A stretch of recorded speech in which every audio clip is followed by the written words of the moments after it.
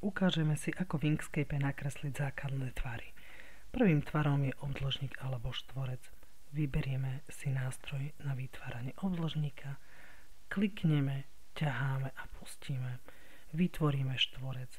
Štvorec je definovaný dvoma rohmi, ktoré sú oproti sebe cez diagonálu a v pravom hornom rohu sú dva kruhy. Ak klikneme a ťaháme ten kruh, vieme jednotlivé rohy zaobliť v x-ovej a v y-ovej osi. Zaoblenie sa nám hore na paneli nástrojov zobrazí ako Rx a Ry. Tie hodnoty môžeme nastaviť aj manuálne, čiže prepíšeme to, čo tam je.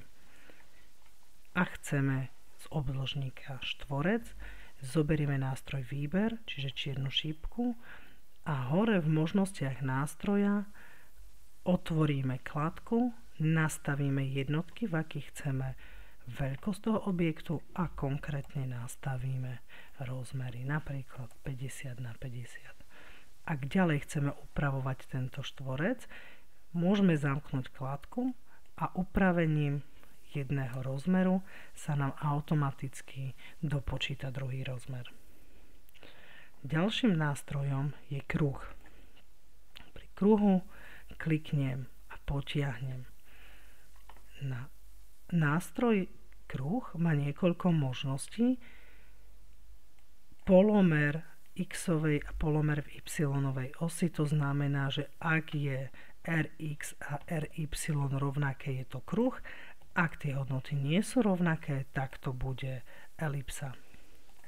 Potom máme začiatok a koniec. Začiatok a koniec je otvorenie alebo iba časť kruhu. To je definovanie vlastne uhol nášho kruhového výseku. Čiže od 0 po 90 mám tu 90 stupňový uhol, od 0 napríklad po 150 mám tu 150 stupňový uhol. Čiže ideme od vodorovnej čiary v smere hodinových ručičiek.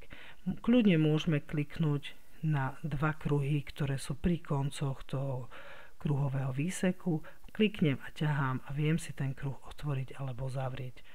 V rámci toho kruhu máme niekoľko režimov. Môže mať kruhový výsek, to znamená, že to bude so stredom spojené, kruhový odsek, alebo môžem mať kruhový odsek bez tej úsečky, bez tetivy. Ak chcem plný kruh, kliknem na plný kruh.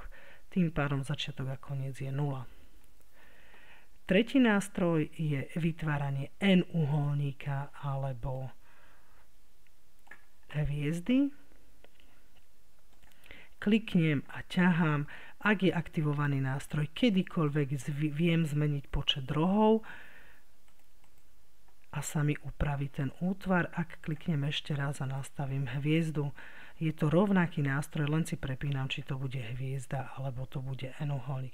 Pri hviezde mám koeficient lúčov, to je taký tý maličký kosoštvorec, ktorým viem nastaviť, ako ďaleko bude ten lúč od stredu.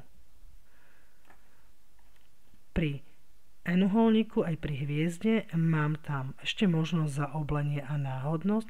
Zaoblenie znamená, že konce budú zaoblené, čiže tie špice hviezd budú zaoblené, čiže podľa toho, čo si nastavíme, že môžeme vytvárať také rôzne tvary. Zaoblenie môže ísť aj do záporných čísel.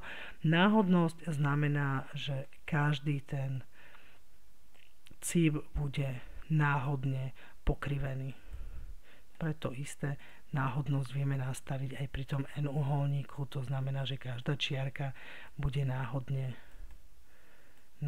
dlhá, náhodne krivá, náhodne uhol tam bude nastavený.